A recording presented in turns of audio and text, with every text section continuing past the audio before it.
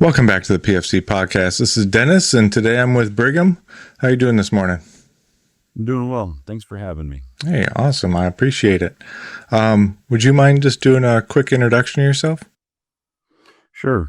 My name is Brigham Au. I've been in practice now for about 10 years. Finished a trauma fellowship at the Florida Orthopedic Institute in Tampa, Florida, after doing my orthopedic residency at Parkland in Dallas, Texas. And I came back to Texas and worked at Parkland for 3 years, and then I joined a private practice about 7 years ago.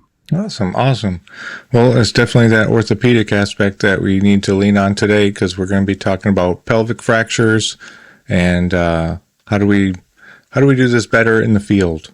So, with the pelvis, it seems like there is a myriad of ways you can break it. Like what are the kind of the basic fractures that you're normally seeing?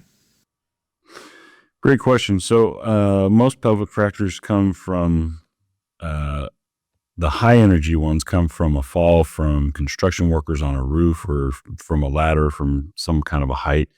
A lot of pelvic fractures also come from motor vehicle crashes or motorcycle crashes.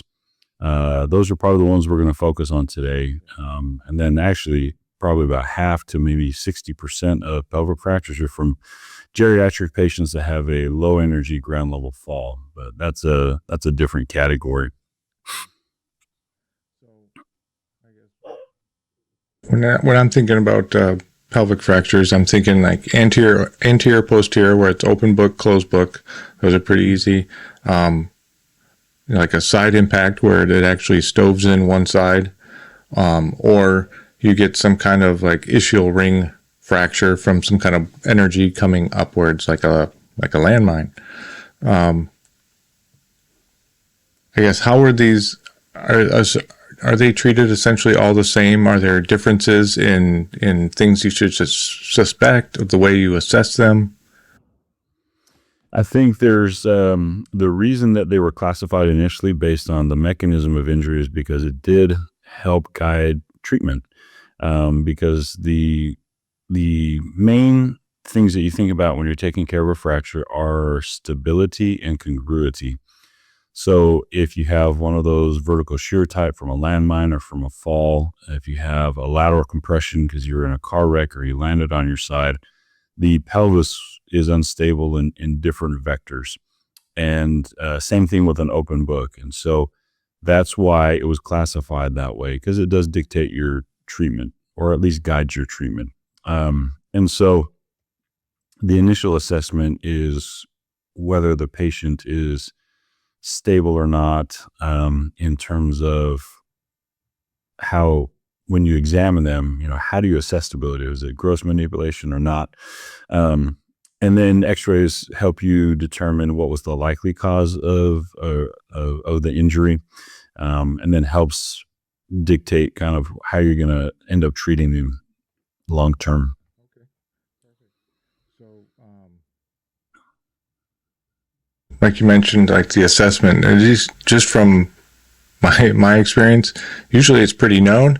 Either their legs are pointed in different directions, or they're in lots of pain and they're saying that their hips hurt, or if they're somewhat unconscious or altered, just touching it, usually that lets you know right away.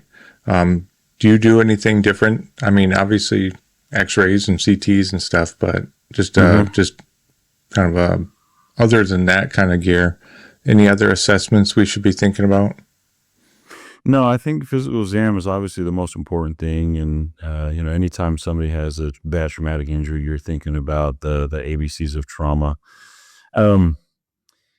And then physical exam, I think is extremely important because you do have some open book injuries. A common one that I was taught about early here in Texas is a saddle type injury, where it looks worse on x-rays than how patients feel. And if they have controllable pain or not out of, or very reasonable pain for a pelvic injury,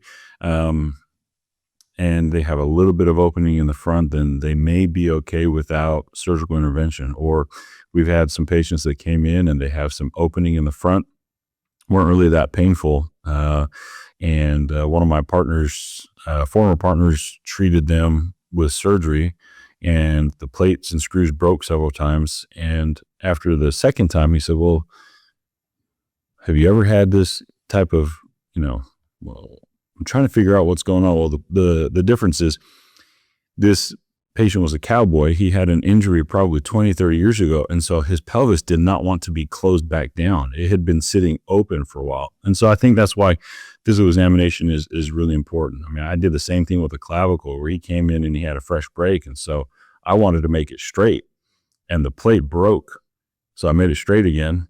And then it started moving back. And he's like, well, I forgot to tell you, when I was a kid, I broke my collarbone. And so it dawned on me that I was trying to make a bone straight that had been crooked for about 40 years. So I think to your point, physical examination is extremely important. So another thing I guess I just took from what you were saying, like somebody could still walk with a pelvic fracture, like even. Correct. And that's usually kind of the low energy, not that bad, or maybe a symphyseal sprain type of injury rather than a complete disruption, open book type of pelvic injury. Okay. So just because the guy can walk, don't necessarily rule out he could still have a pelvic fracture. Yeah. And to that point, this is a very different class. But for example, there was a patient that came in. She had just given birth, and the pelvic ligaments relax for childbirth. And she came in and she had a huge gap in her symphysis, and she wasn't that painful. But when they noticed it on some imaging, they sent her to the office. But because she didn't have much pain, we watched her with x-rays over time, and sure enough, the pelvis went back to normal. No intervention. Obviously, that's very different, but just because somebody can't walk doesn't mean that there's not something broken. Usually that's low energy, but still, everyone likes to talk about CTs and x-rays and this views and that. But, to your point again, I think physical exam is extremely important. We were talking earlier, gross manipulation. I think that's like super subjective. Like what, I agree. as an orthopod, what is actually gross manipulation, and like where is the kind of line of like you've made everything worse by touching this person? Sure.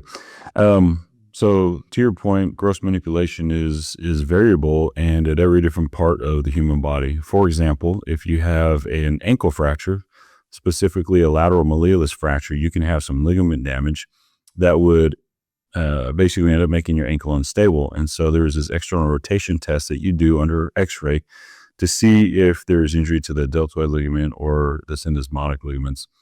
So when I was an intern, I wanted to make sure I was doing a good job, and I would pull on the ankle because I don't want to possibly miss an unstable ankle. And I'm not a small human. And so I was noticing that, man, all these ankles seem to be really unstable.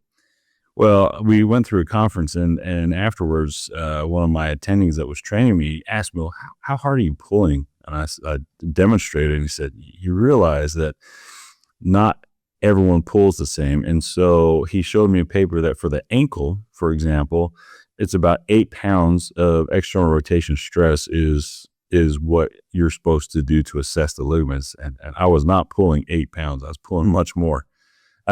So kind of same thing for the pelvis. So if I'm looking at a unstable pelvic fracture, usually by the time I'm called, everyone knows how unstable it is or not, and x-rays kind of confirm it. So I don't manipulate them. But if I'm in the field or the first time I come in and see a patient, if they have a binder on, that can mask the x-ray interpretation of stability. So if we remove the binder, you can kind of see certain things moving if they're skinny. For a lot of patients that are, US size, meaning obese, it's difficult to see any visual cues, but I look for any skin tears. I look for any lacerations or wounds. And then I look at the overall position of the legs. So gross manipulation to me would be applying anything more than 10 to 15 pounds of pressure, but typically even just gently pushing in from the sides, or even if you do a frog leg type view, like just try and roll their legs out, would be enough manipulation to assess stability. And pain is very subjective, but I typically use the amount of discomfort patients are in by, using a simple manipulation or gentle manipulation to help determine, how stable or unstable a pelvic fracture is. Because one of the issues, especially in the field, is we have to get this person out. Mm-hmm. And sometimes they're not in the most convenient position to make that happen, right? So, mm-hmm. Things like rolling or trying to slide things underneath them, things like that. We're going to move this person. Sure. You know what I mean?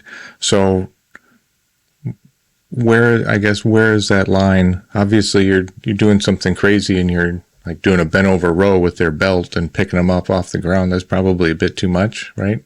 But, well, you got to move them. And so I would consider that part of the physical exam. Like patient was in, extreme pain when rolling them, when transferring them, when lifting them up, whatever it may be. Yeah. I would consider that gross manipulation. Okay. Good. So have you found a way that I can minimize this while still trying to get like the binder underneath them, or maybe get them up on top of a litter? Sure. One thing that I found, and I gave a talk to our local EMS providers, police and firefighters, and also paramedics. If a fracture is unstable, that usually will cause, pain. And so we splint fractures, we put them in traction or whatever. So one thing I've found that helps assist in decreasing pain when you're moving them is a lot of times, I thought about this, when we're trying to fix a fracture and get it as nicely reduced as possible before we start the surgery, a lot of times you grab both ankles and you kind of bring them together and you internally rotate them. And just that action alone will help reduce the pelvic volume. So I demonstrated this with patients, with the everyone in the audience by showing them some pictures of a pelvic fracture or x-rays in the operating room where you can see how open the pelvis is. And by just pulling on the legs down at the ankles, and I used an ACE wrap or just anything to kind of keep the legs together. You use the stable side to help splint the other side. It's the same thing that if you have a finger fracture, you buddy tape them. And that helps you to be able to move them and not get your fingers too stiff, but it does provide enough stability that it's not as painful. And so I've done that with pelvic fractures because if it's not length stable or like for a vertical shear, you can provide some pain relief by trying to get the limbs out to about the same and then putting the limbs together with some kind of a bandage, whatever you have available, or even just a sheet or a towel. Okay. So you're using the femurs almost as at least a temporary binder, just by internally rotating those legs and then securing them together at the feet, I'm assuming? Yeah. Or any type of, I would consider it like a reduction aid. So you just kind of use the opposite leg to help stabilize the more injured side of the pelvis. Sometimes they're both injured, but same principle, just giving them some stability, before you start rolling them. This kind of brings up another thing is there's a fair number of people on the pre-hospital that are saying like pelvic binders, like they don't do anything. They don't help with your resuscitation, and like it takes a while to actually get these things done. It's kind of a waste of time. So, especially as an orthopod and a trauma surgeon, like, what do you think of pelvic binders?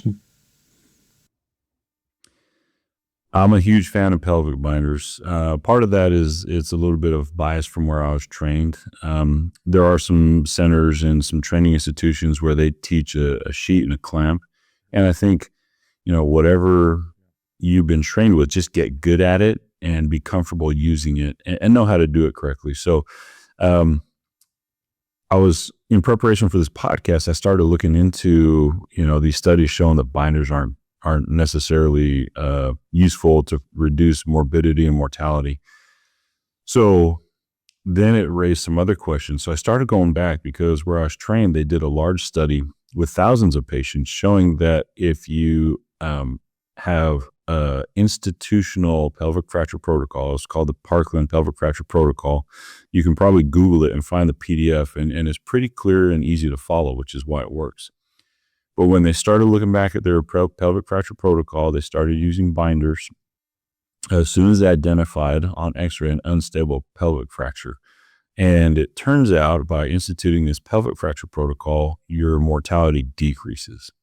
So then I found a few other studies that were comparing just overall the treatment of unstable pelvic fractures and pelvic fractures overall from, early 2000s to kind of more current day, meaning late 2010s and early 2020s. And it turns out that we're getting much better. In fact, one study showed that in the past 20 years or so, if you compare the first 10 years with the second 10 years, the overall care of pelvic fractures is improving significantly, dropping the mortality rate by around half. So then you have to look at the studies looking at these individual predictors of mortality, blood loss, ISS, and all that kind of stuff. And you try and separate that out. You're going to need a lot of patients to show that whatever your intervention is, for example, pelvic binders, is going to have a positive or negative effect. Otherwise, it's probably an underpowered study and not really going to be of much a use. It's probably enough to stimulate an academic discussion, but clinically, when I review articles for the Journal of Orthopedic Trauma, I think to myself, two things. What is the question they ask? And is the study able to actually answer that question?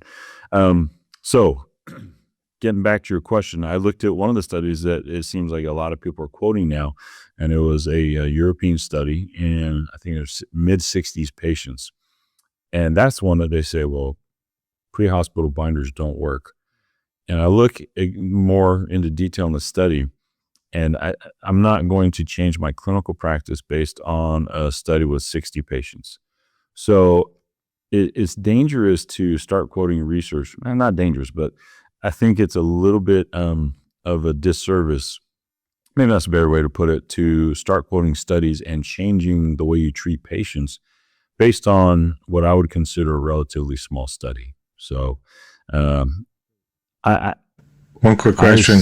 You actually read the entire study, not just the abstract? Yeah. Oh, what? I usually skip the abstract and go straight to the methods and results. And then you have to see what their conclusions are. And if the conclusions really aren't supported by the design of the study, then, it's maybe something to stimulate my interest and dig further. But yeah, I definitely don't just read the abstract. It drives me crazy when people do that. That's how you get your hot takes for Instagram, right? So exactly. Yeah, sound bites, or I guess is what the millennials call them, right? Yeah. So definitely worth it. I think, at least just from my point of view, I always just thought of it as a splint. Like, it didn't increase the effectiveness of my resuscitation. I didn't put that kind of weight on it. I just need this to hold this bone together so I can do the rest of my job. Yeah. Think of it like temporary traction. And then, so if I don't have a good research study to guide my treatment, then I just say, okay, well, if I were that patient, what would I want? Or what would I want for my family member? And if I have a bad pelvic fracture, put me in a binder, place it correctly over the trochanters, and it's going to help me with pain, and it's going to help me when I get transfer. It's going to help me with, several other things. So I'm a big binder fan. And, well, I think you might ask some more questions, so I'll stop there. Just on the tension, one, we don't always have either have a binder because sometimes they're too big to carry around, Sure. or enough of them, because usually if you have them, you probably have one in your aid bag, and you can have multiple people with fractures. Improvised fractures, like obvious in the hospital, I've seen bed sheets used all the time. Just roll them up, put clamps on them, and they're good to go. How much, like especially when you're using an improvised one, you don't necessarily know if you're getting the right amount of tension on that to hold everything together. So things like, cutting up the pant legs and tying the pant legs across the greater trochanters or pubic symphysis, bed sheets rolled up, et cetera, et cetera. How do you know without imagery if you've actually done a good job with binding this pelvis and making it stable? I would say if you're in the field, is patient comfort. If they feel less pain when you're moving around, then that's the best you can do. So at the place I trained, Adam Starr used to give a good discussion on how tight should a binder be. And initially, if somebody's in shock and they're hemodynamically unstable, you put that binder on and you put it so tight. Now, he's a big guy, so he would basically lift patients up off the table and then cinch the binder down and then let them go. But basically, the point was you make it as tight as you can because you want to save a life. You're not worried about skin necrosis in the first, 6 hours of the golden hour of trauma, right? You just want to save a life. So just put it on as tight as you can. And I did a wilderness type of thing, and I was the medic for this wilderness church activity last week where we didn't really have any technology. The kids didn't have cell phones, and most of it was just very simple blisters and sprains. But I was just thinking, as you asked that question, what would I do if I didn't have a binder? Well, most people have a belt on.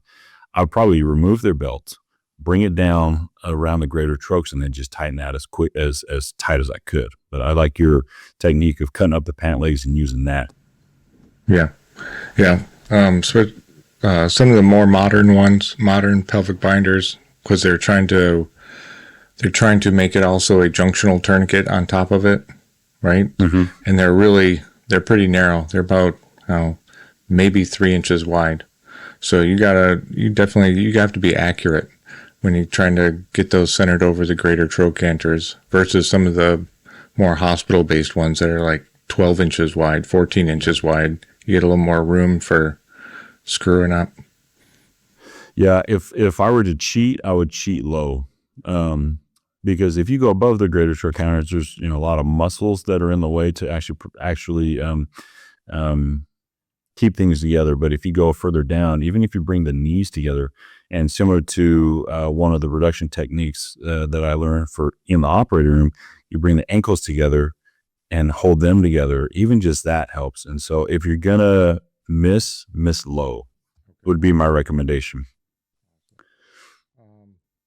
What about taking off the pelvic binder?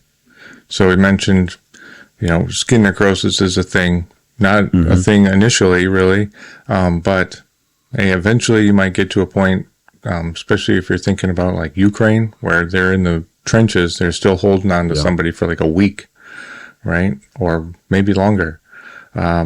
At some point, this thing, we're gonna have to make a decision on: is this actually broke, or did we just think it was, right? And we don't have imagery. Maybe you'll have ultrasound where you can do like a fast exam or an abdominal exam with it. But short of that, that's really all you got. Would you consider taking that pelvic binder off, or how would you go about doing that? Sure. So if somebody comes in with an isolated pelvic fracture, then I typically put them into a binder. We make sure that everything else is clear, and then we get them to the OR as soon as possible. However, in patients that have multiple injuries, or if you're in the trenches and you can't move, what we typically do is at 24 hours, if they're not cleared for surgery, I'll go by in the morning and I'll start loosening the binder, and I just sit there and I watch their vitals, blood pressure, heart rate.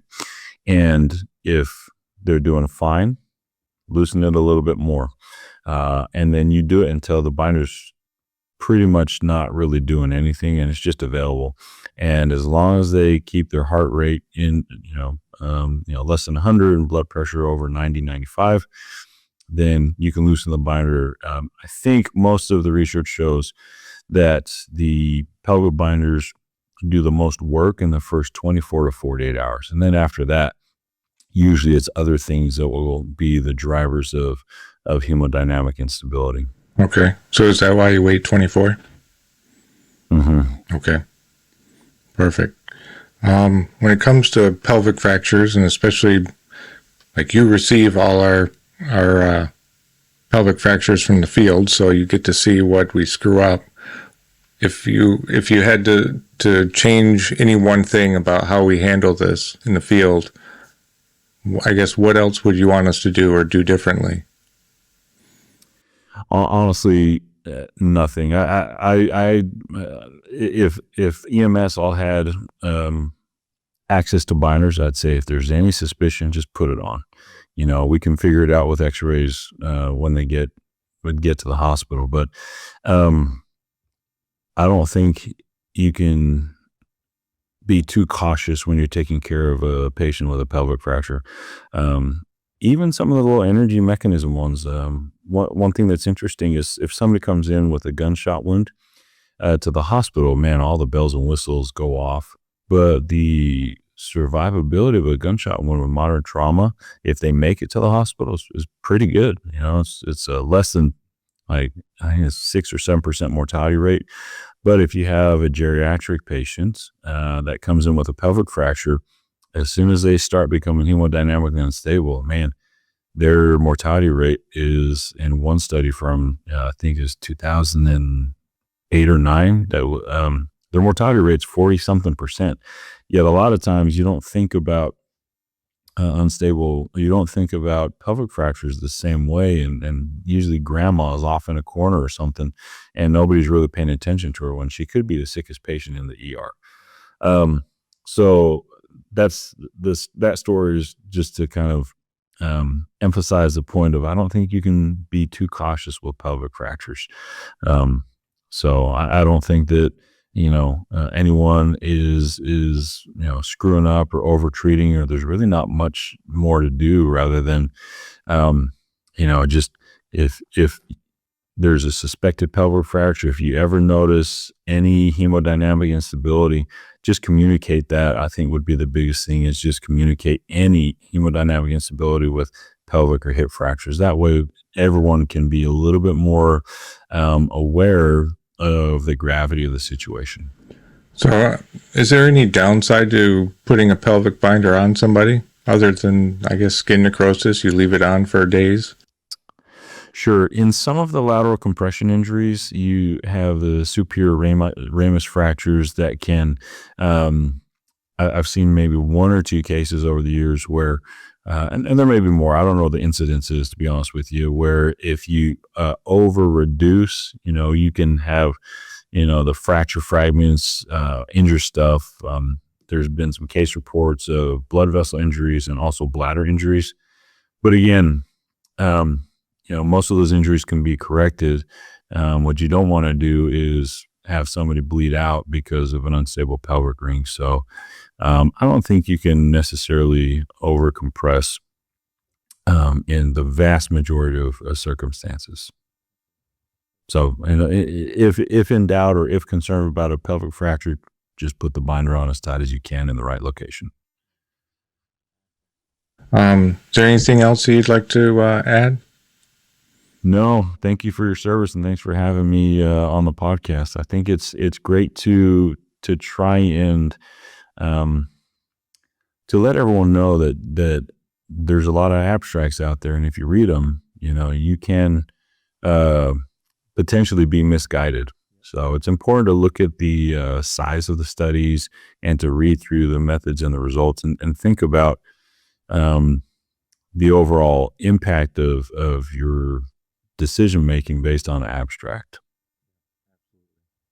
Well, again, Brigham, I really appreciate you jumping on. Yeah, my pleasure. Thanks for having me. That's it for today's podcast. Make sure to go to our website, www.prolongedfieldcare.org. Check out our free downloads and a ton of other helpful information. Grab a bag of our fresh roasted PFC coffee, links in the description below, and stay on the bleeding edge of combat and austere medicine. This is Dennis for the PFC Podcast, out.